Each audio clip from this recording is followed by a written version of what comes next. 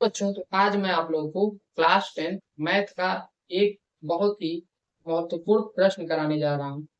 ये जो प्रश्न है ये 2 नंबर और 3 नंबर के प्रश्नों में देखने को मिल सकता है। तो चलिए देखते हैं इस प्रश्न को करना कैसे है।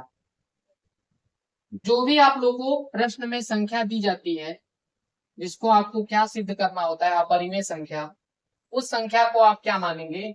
परिमेय संख्या मानेंगे और उसको लिखना भी होता है। तो यहाँ पे मैं क्या लिखूंगा? माना माना √3 एक एक परिमेय परिमेय संख्या संख्या है परिमेय संख्या है। अतः अतः इसे P/Q के रूप में व्यक्त व्यक्त किया जा सकता है, जहाँ जहाँ P/Q सह अभाज्य अभाज्य संख्याएं संख्याएं होती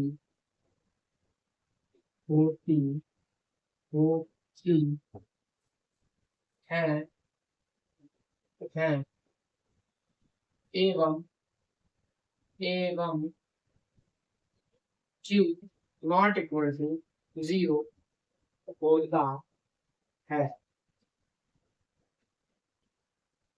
तो इतना आप लोग को पहले लिखना। उसके बाद इस लैंग्वेज की हेल्प से ही आपको क्या बनाना है? समीकरण। वो कैसे बनेगा? तो √3 को आप क्या करेंगे? P/Q के बराबर लिख देंगे। ऐसा क्यों? क्योंकि जो भी परिमेय संख्या होती है उन्हें P/Q के रूप में लिखा जा सकता है, जैसा कि इस लैंग्वेज में भी आपको देखने को मिलेगा। अब क्या करना है? इन दोनों पक्षों का आपको वर्ग करना पड़ता है, तो उसको लिखना पड़ता है। पहले लिखेंगे दोनों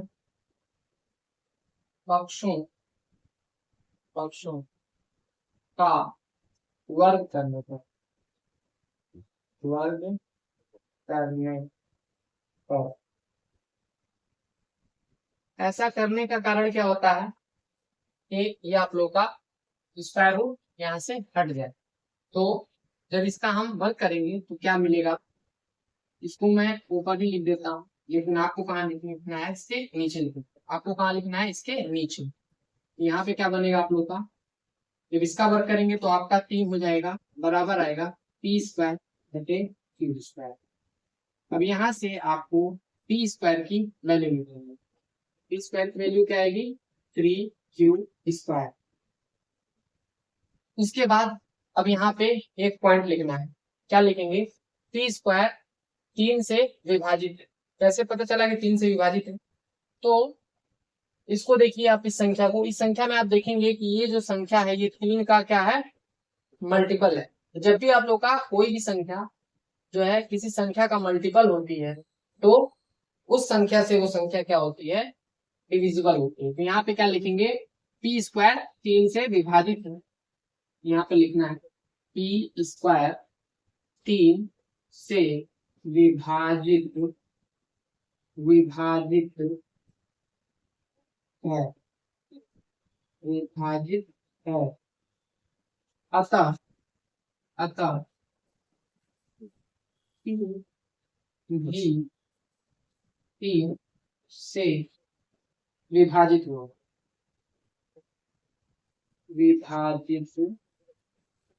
होगा। ऐसा मैंने क्या बोला? ऐसा मैंने क्यों बोला कि P भी जो है 3 से विभाजित होगा? तो ऐसा देखा जाता है कि जब भी कोई भी संख्या का स्क्वायर किसी संख्या से विभाजित है तो वो संख्या भी क्या होगी, वो जो है उस संख्या से विभाजित होगी। इसलिए पी स्क्वायर अगर 3 से विभाजित है तो पी को भी हम क्या बोल सकते हैं कि 3 से विभाजित होगा।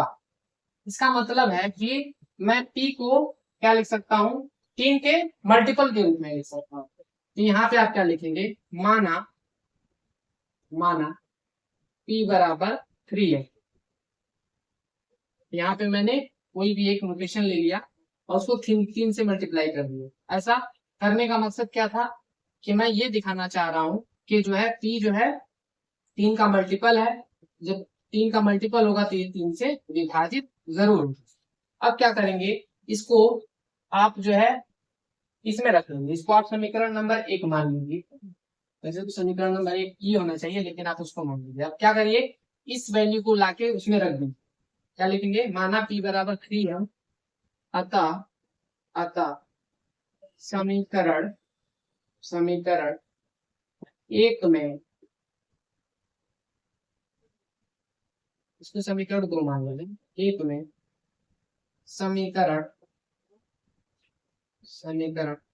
2 का मान रखने पर, समीकरण 2 का मान रखने पर समीकरण 1 कैसा दिखेगा, उसको मैं यहाँ पे लिख देता हूँ।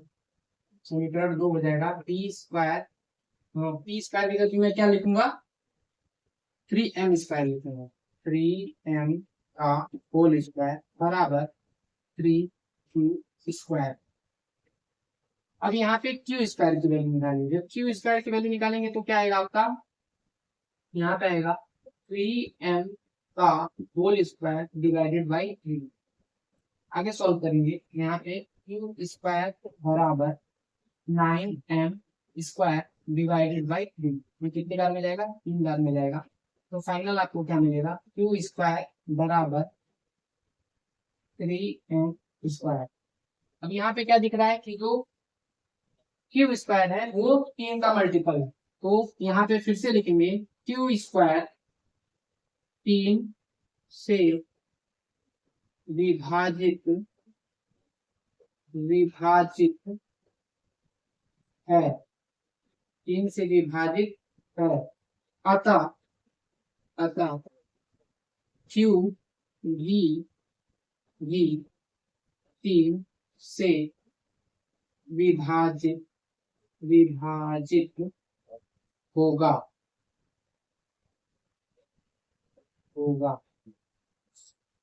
ना लिखेंगे। तो अब क्या देखेंगे कि ऊपर हमने माना था कि P व Q जो है क्या है, सअभाज्य। सअभाज्य का मतलब क्या है कि ये दोनों की दोनों संख्याएं किसी एक संख्या से विभाजित नहीं होंगी। लेकिन यहाँ पे आपको क्या दिख रहा है कि जो Q है वो 3 से विभाजित है, P भी 3 से विभाजित है। इसका मतलब ये है कि हमारा जो मानना है वो गलत। तो अब लिखेंगे, इसलिए हम क्या लिख सकते हैं, अतः हमारा मानना